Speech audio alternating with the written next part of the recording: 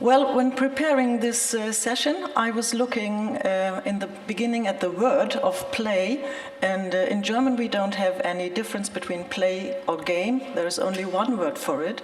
And when I looked it up, play says or meant from the beginning something like movement, activity, and dance. And that led me directly to Montessori, to the Montessori approach. And then I looked up, I was thinking about what are the essentials of play. And the essentials of play are that it's voluntarily chosen, and it's not time limited, it gives joy, it is autonomous, and it's self-organized. And I think these 5 essentials also are very similar to what you find in Montessori education. And Montessori, as many of you may know, was created by an Italian medical doctor, so there we have similarities. And she based her concept on observations, on many observations from all over the world, children all over the world of many different cultures, many different social backgrounds, and she came to the result that it's very important to let the children learn according to their developmental needs. And there again, she already spoke about sensitive periods, which you mentioned, and she talked about absorbent learning, that very young children take in all impressions which they get from their environment, which is very important because they take in both the positive and the negative impressions, which gives us a very big responsibility as educators. So, and then she identified something which she called the polarization of attention. Later by Csikszentmihalyi, it was called the flow phenomenon. And these were the essentials she based her concept on. And the concept means that there has to be a very special learning environment. And this learning environment has to be special for the different age groups. It's very different for the younger ones, from 0 to 3, for 3 to 6, 6 to 12, 12 to 18. And then already you can know, many people believe that the Montessori approach is something for very young children. This is not so, but many environments are for younger children, and the more you get up into older ages, the less you will find of Montessori, but her concept was meant for the ages up to 18, and there are some very fine examples for even these older children. So the essentials are a very special learning environment. And then the possibility in this environment, which is like a frame, let the children choose what they want to learn according to their inner development and according to their interests. And this, I think, is what neuroscientists today confirm as well, that you learn best when you learn according to your inner interests in your environments. And this is nothing we as educators can directly tell. What are the inner needs right now? But we can prepare an environment, and we can, by observing, try to find out what might be appropriate for a child. And then we present certain activities, working cycles to the children as an introduction. And after the introduction, the children are let free to take on the activity, to go deep into it, to concentrate. And that children are able to concentrate at a very early age. That also is something which Montessori found, and which was revolutionary in the days when she started her first Casa dei Bambini, her first children's house, which she called a children's house since everything was appropriate to children of age 3 to 6 in those days, in 1907, when she started this first environment for children. And it was so revolutionary that started in 1907, already 7, 8 years later, there were Montessori children houses in all the European capitals. You had one in Stockholm, you had it in Brussels, in Vienna, and so on. And even in the United States, it started very early, because people were so astonished to see that so small children could take care of their own environment, and they were concentrated, they were very responsible in taking care of things, and they were doing things independently, which before people had not believed would be possible for younger children. So I would like to show you a few photos from Montessori environments. You see, this is the Montessori environment for the very young children, and you have a child which has been introduced to a material, and there you see after the introduction this young lady who is her educator, she sits next to it. She is close, but she lets the child work independently, and she is as a guide, and if necessary, then she will help and encourage, but only if necessary. Because that is very typical for Montessori. Montessori's opinion was that we often are obstacles in the development of children, and we should let them get independent, well, in small steps, of course. This is one of my favorite pictures, because I find there you see so clearly how a very young child of 2 years of age can go deeply into an activity, like in this case, baking Montessori muffins.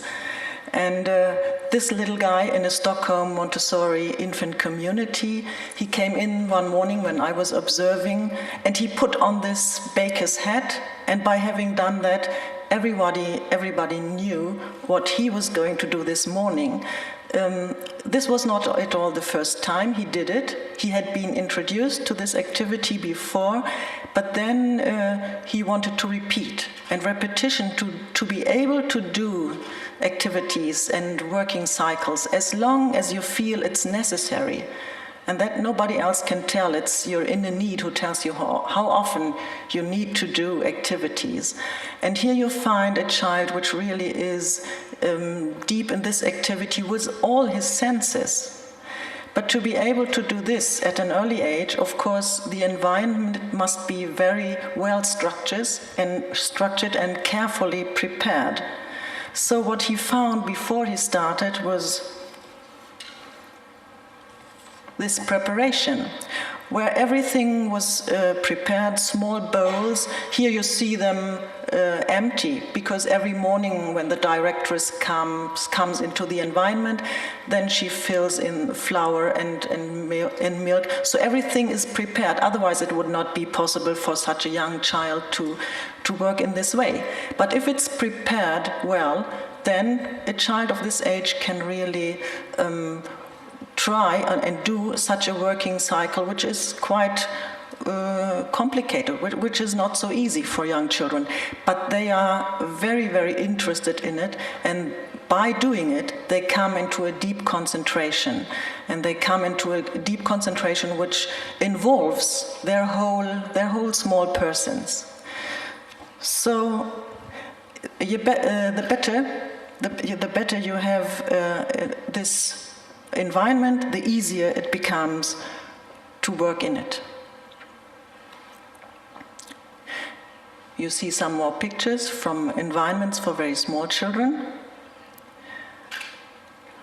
Here it's for language acquisition, which is very important. I think it's much more important now than it used to be earlier, to enrich vocabulary in a classified way. And here you see Montessori's quotation once more: the fundamental concept for the educator is not to become an obstacle in the development of the child. And that's what many adults very often do without knowing it, without being aware. So here you see an environment for older children, very well structured, for elementary children, but already for elementary children, the classroom is not enough. They need to go out of the classroom, do research on their own, but when being back in the classroom, they need an environment which is well structured, but which also is beautiful, is inviting, and is inspiring. And I think that is something which we in many schools don't find, an inspiring development. Because we spend so much time as teachers and children in schools, so it's very important, and that helps children to become creative, to want to know, to want to do work on their own, or together with some other children. Here you see the botany corner, and here you see some children working together, which very often happens for the elementary children. They work together. What is very special in the Montessori elementary approach is that there are given cosmic tales which introduce the children into big overviews of human knowledge, like the coming of life, and it's presented in story form, and with the help of timelines and charts and experiments, children are able to understand this big picture which is told by the teacher, and then on their own go into details and do research on certain species. And they can afterwards always see it in a big context. I think this is what neuroscientists also tell us. It's so important to learn in context instead of learning facts as is often done in traditional schools. The coming of life, which is, a very big issue for young children at age 6 or 7, but it gives them so much to know about, and it instills their hunger for knowledge, which is enormous in those years. And by stilling their hunger, they really keep their motivation, which otherwise so easily is lost. Then, of course, they can do very much of individual studies after having been presented to this, to the story, to the big panorama, to the big overview. 2 more last sentences.